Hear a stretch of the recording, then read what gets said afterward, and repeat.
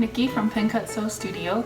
It's been a while since I showed my face here, but today I have a short video that's actually part of a larger series of blog posts on pincutsewstudio.com on how to make a quilt. So this is a beginner-friendly series of tutorials. So I wanted to make this intro to make sure that if you stumbled on this video and you're interested in making a quilt, you can check out those posts at the links below this video. But this video is specifically about how to hand sew the binding onto the back of your quilt, how to finish it. This is the very last touch. So make sure to check out my other videos and make sure to check out my blog for lots of sewing inspiration, lots of beginner-friendly projects, tons of tutorials, free patterns, and most importantly right now, how to make a quilt from start to finish. If you can sew a straight line, I promise you can make a whole quilt. It's really not that hard. So yeah, let's get to it. Okay, I'm gonna teach you how to hand stitch the binding onto the back of your quilt. You can see I've attached my binding all the way around. This is what your corner should look like. And I don't usually even pin mine to the back. I just kind of hold it as I go, but if you want to pin it, you can. Or even better, you can use Wonder clips. These are great because you won't get stabbed as you work with it with all of the pins that you have in there. So you're just gonna pull it up and fold it over your raw edge, so it's gonna be covered like that. So I'm gonna start here. I'm gonna teach you how to go around the corner, and then you should be able to get the hang of it after that. So I have my needle threaded. I make it pretty long, but if you're just starting, you might want to make it shorter for starters. And then of course you knot it both ends together, so you're dealing with two strands of thread. Okay, so you pick a starting point. I'm gonna go in backwards so it's easier to hide my tail. So you're gonna go in here. That way my tail just wants to go the direction I want it to.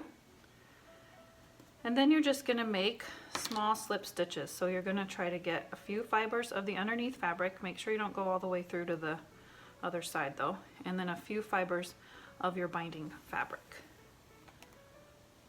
And done correctly, your stitches should pretty much disappear.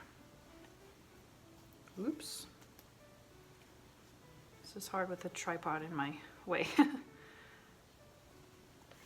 Normally, once you get the hang of it, you can go pretty quickly and it will not take as long as you think to go all the way around. I told my husband I was gonna make a video on how to hand sew the binding, and he goes, oh, so you're gonna film it on the couch watching Netflix? Because that's how I always bind my quilts.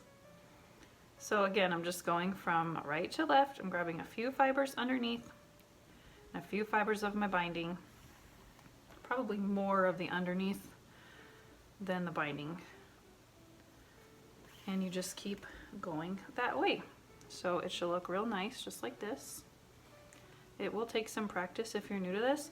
The reason I do not do this by machine is because to machine sew it, and it's totally understandable if that's the method some people prefer. I know that some people do it if they have arthritis in their hands and they can't hand sew very much, or they're just over it and don't want to do it.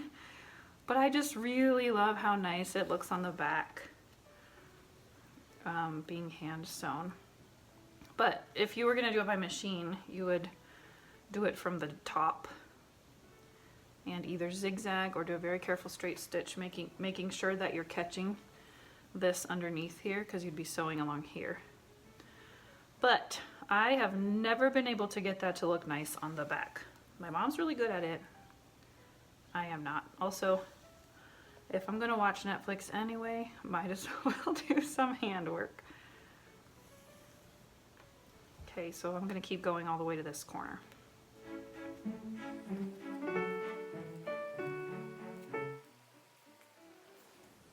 Okay, you can see I'm approaching this corner, so I have it so that this side is out like this. I'm creating a 45-degree angle here.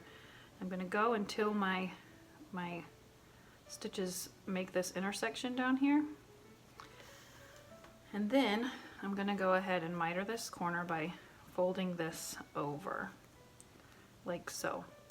Then I'm going to sort of place a stitch here to hold those edges together. And then I'm going to turn my piece and keep going. The corners are kind of a situation where you just kind of got to make it work the best that you can, and you'll get better at it the more that you do it. So that's all I'm going to do. If you get to the end of your thread, you just place a stitch here and make a knot. Let me just show you. I'm not to the end of my thread, but I'm going to just show you how that works. You grab a couple fibers underneath, pull it almost all the way through, leaving a loop, and then you're going to catch that loop with your needle and pull it. Oops, that was imperfect. But that's okay. If that happens, you can just hide it underneath here.